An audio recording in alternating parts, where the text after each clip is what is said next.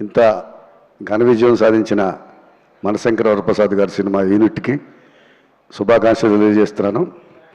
నిర్మాతలు సాహు గారు, సుస్మిత గారికి అభినందనలు తెలియజేస్తున్నాను. నేను ఇండస్ట్రీకి వచ్చి 25 ఏళ్ళు అయిన సందర్భం లాస్ట్ ఇయర్. చిరంజీవి గారితో ఏదైనా ఒక బ్లాక్ బస్టర్ సినిమాకి వర్క్ చేయాలని చాలా కోరిక ఉండేది. ఆ కోరిక అనిల్ గారి ద్వారా ఈ సినిమా ద్వారా తీరింది. థ్యాంక్ యూ అనిల్ గారు.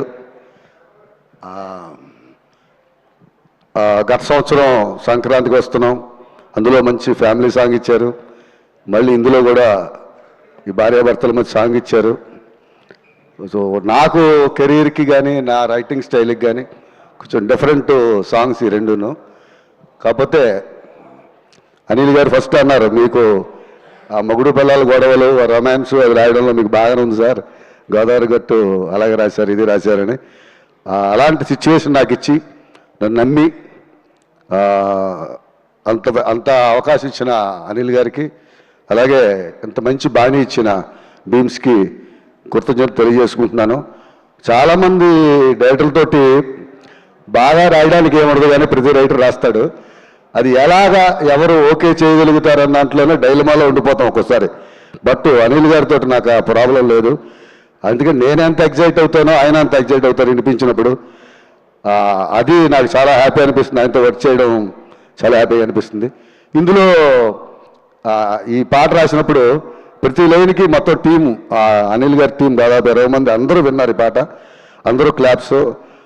అలాగే ఇందులో నాకేమనిపిస్తుందంటే, ఒక ఎంత చిరుతుపుల్ లాంటి భర్త అయినా కూడా క్యూట్ కుందేలు లాంటి భారీ కోపం వస్తే ఎలాగవుతుందనేదే ఇందులో ఫస్ట్ చరణంలో ఫస్ట్ పల్లెలో రాయడం జరిగింది.